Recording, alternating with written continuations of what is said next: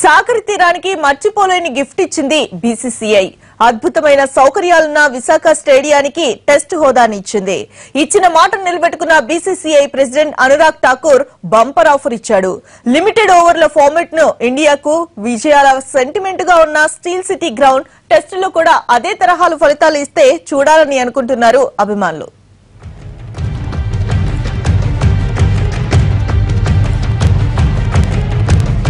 Andhra cricket association చిరకాల పోరాటం ఫలించింది.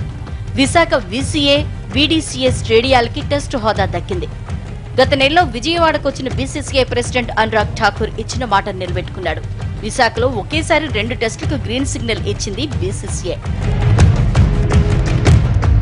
ఈ ఏడాది చివరిలో న్యూజిలాండ్ తో పాటు ఇంగ్లాండ్ తో జరిగే టెస్టు సిరీస్ల మ్యాచ్లు స్టీల్ సిటీ స్టేడియంలో జరగబోతున్నాయి.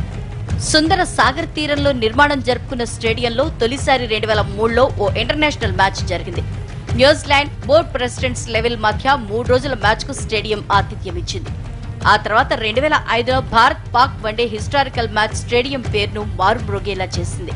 2007 ఫిబ్రవరిలో భారత్ శ్రీలంక మధ్య వన్డే, 2010లో భారత్ ఆస్ట్రేలియా మధ్య మరో వన్డే మ్యాచ్, 2011లో భారత్ వెస్టిండీస్ మధ్య మరో మ్యాచ్.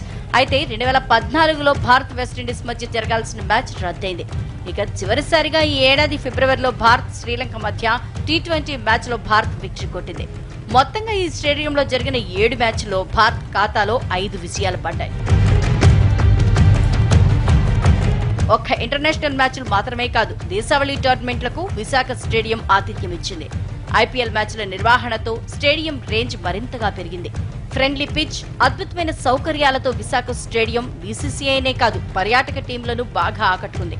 ఇప్పుడు పెరిగిన టెస్టు హోదాతో సాగర్ తీరంలో క్రికెట్ కల్చర్ మరింత పెరగనుంది.